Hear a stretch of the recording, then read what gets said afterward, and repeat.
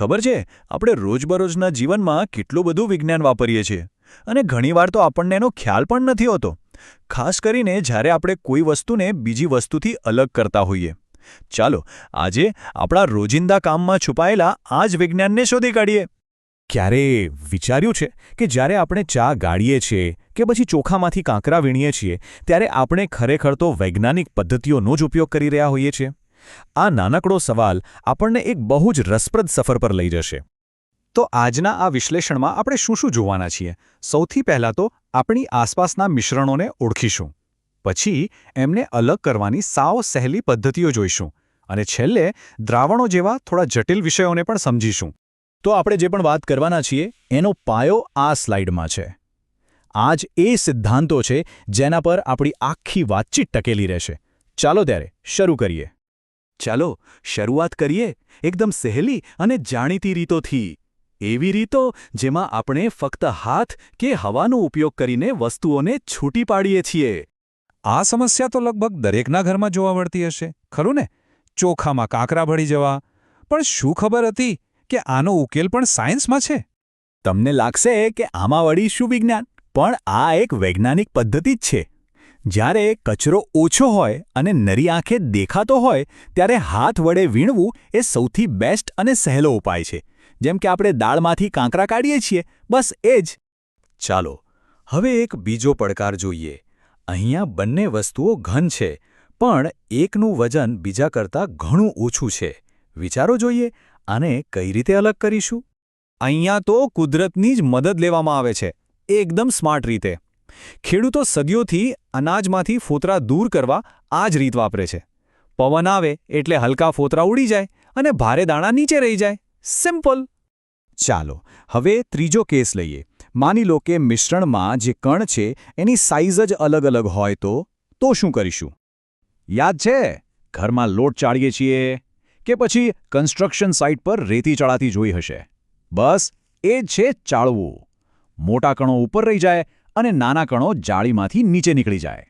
Okay, અત્યાર સુધી તો આપણે બે ઘન પદાર્થોને અલગ કરવાની વાત કરી, પણ જો કોઈ ઘન પદાર્થ પ્રવાહીમાં ભળી ગયો હોય તો હવે પડકાર થોડો મોટો છે.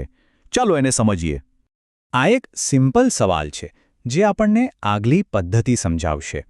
અહીં ચેલેન્જ એ છે કે જે ઘન પદાર્થ પાણીમાં ઓગળતો નથી એટલે કે અદ્રાવ્ય છે એને અલગ કઈ રીતે કરવો? અહીં તો બસ ગ્રેવિટીને એનું કામ કરવા દેવાનું છે, કંઈ જ કરવાની જરૂર નથી. ભારે કણો જાતે જ તળિયે બેસી જશે અને પછી ઉપરનું ચોખ્ખું પાણી ધીમે ધીમે બીજા વાસણમાં કાઢી લેવાનું. આ આખી પ્રોસેસને કહેવાય છે નિતારણ. પણ જો કણ એટલા નાનો હોય કે નિતારણથી કામ ન ચાલે તો ત્યારે આવે છે ગાળણ પદ્ધતિ. આનું સૌથી બેસ્ટ ઉદાહરણ છે આપણી રોજની ચા. ચાની ભૂકી ગળણીમાં રહી જાય છે અને પ્રવાહી ચા નીચે કપમાં. બસ આ જ છે ફિલ્ટ્રેશન. ચાલો હવે વાત કરીએ એક એવા મિશ્રણની જ્યાં ઘન પદાર્થ પ્રવાહીમાં ભળીને એકદમ ગાયબ જ થઈ જાય છે. આ તો એક નવો જ સાયન્ટિફિક કોયડો છે, નહીં? આ ખરેખર એક મજેદાર ચેલેન્જ છે. મીઠું હવે દેખાતું નથી પણ છે તો પાણીમાં જ. તો એને પાછું કઈ રીતે મેળવીશું? આનો જવાબ છે માત્ર એક શબ્દમાં: બાષ્પીભવન.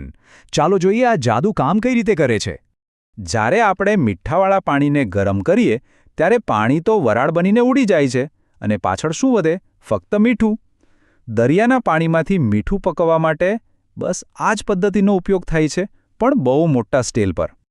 એક સવાલ: શું કોઈ પણ લિક્વિડમાં આપણે ગમે તેટલો ઘન પદાર્થ ઓગાળી શકીએ? જવાબ છે ના. દરેક પ્રવાહીની એક લિમિટ હોય છે.